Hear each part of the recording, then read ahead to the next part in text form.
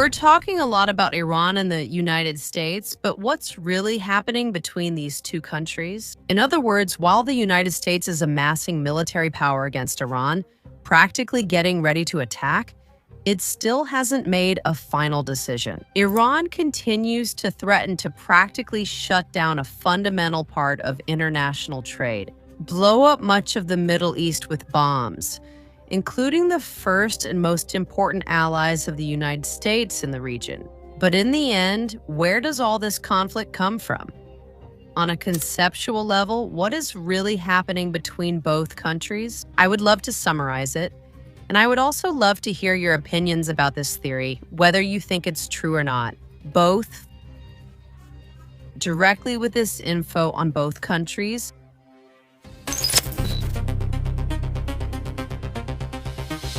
When discussing what's truly happening between Iran and the United States, we necessarily have to, in some way, go back to the point of view of the aggressor, the one who has now displayed their military might in front of Iran. From the point of view of the United States, the situation in the region is basically the following.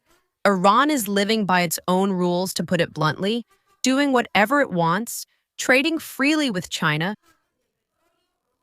and that's even though it's under extremely harsh sanctions from the Americans. But somehow, absolutely inexplicably, especially for the White House itself, it continues to resist, in fact, the coup attempts that are constantly being carried out by the most powerful democracies of the United States and Israel. At the same time, Israel keeps putting constant pressure on the White House. And here, the role of Zionism is clearly fundamental. I mean, now on top of that, Donald Trump, with the whole international situation he's carrying on his shoulders, where he's constantly involved. I want to, but I can't, not nationally or in foreign policy. Well, there is the very precious Netanyahu constantly patting Donald on the shoulder and saying, I have a victory that will amaze the whole world. What we have to do is go after Iran. Indeed, they are trying to convince Trump and everyone around him that Iran is about to act, which has already been happening for at least the last 10 years, that they are obtaining nuclear weapons and that it is therefore absolutely necessary to destroy them right now. We have to act, because if we don't, we'll lose our chance. And also, here quietly, Netanyahu repeats how beautiful this victory will be. You can't even believe it. This issue, of course, especially the issue of nuclear weapons, is used as one of the main arguments in favor of a military solution against Iran. Although Israel understands perfectly well that they won't be able to solve the problem on their own in case it becomes necessary. So, indeed, they turn to the big brother, although here, let me tell you, it's not very clear. Who is the older brother? The United States to Israel, or Israel to the United States? Ultimately, Iran was attacked once and is preparing to be attacked again. But they want to do it in the cheapest, fastest way that gives them a guaranteed effect. Above all, I repeat, because of Donald Trump's own political situation, which now he can't risk. And that's what we were talking about a moment ago. That's a kind of transition. A life transition. Lay Knave is the master of the master. That is what is currently on this scale. For Donald Trump, it is indeed very important, and every step he takes has to be measured very carefully, so that later they can proudly share it on social media. Declare it as a tremendous victory, and above all, a victory that hasn't cost a single American soldier's life, which, when it comes to Iran, is getting more complicated by the minute. Ideally, everything should end with a regime change in Tehran, but right now, the Americans don't want to do this with their own hands either. They need to keep the Iranians on edge. They have to show strength. Israel is there, but they don't end up taking action either. All of them are watching each other. And in the meantime, Iran, with the help of its allies, in this case the Russian Federation and China, it manages to control the protest at their root. And somehow they go back to square one. For Iran, the situation, in fact, because we've been looking at it from the United States point of view, But for Iran, it's by no means any easier. It can't completely destroy Israel or the United States forces in the region. And it knows this perfectly well. I mean, it's crystal clear. It can't do it, neither in practice nor in theory. However, actually obtaining nuclear weapons would drastically change this balance. Even just a few warheads would make the country practically invincible. But launching a direct attack against American ships or wiping out the bases in Qatar or Saudi Arabia like you would in a normal war, Iran is still not prepared or ready to do that either. It would automatically mean a major war with Israel and the United States, in which, honestly, they would have very little chance. It would do a lot of damage to the United States, but there is a high probability that it would end up perishing in combat, which is also not what the Iranian government wants. What they want is to live in peace and control their own country's sovereignty. The Americans could theoretically at least put an end to Iran. Indeed, this will also come at a price for them.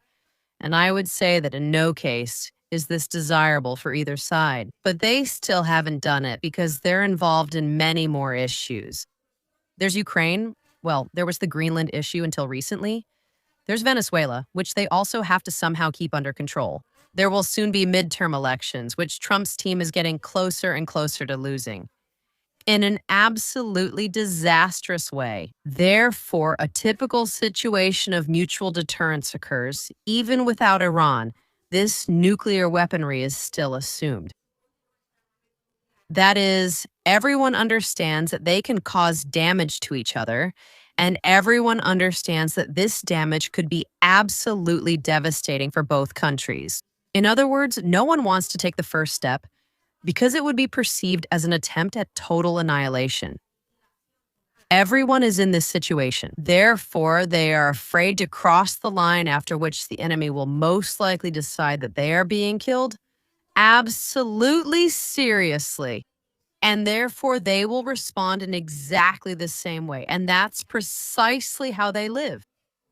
I mean, some have a red flag of revenge, and here we are talking specifically about Iran, while others declare that no war can end without them.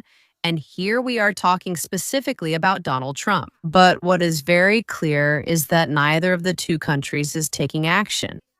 But the million-dollar question is, why the hell did Donald Trump get involved in the region?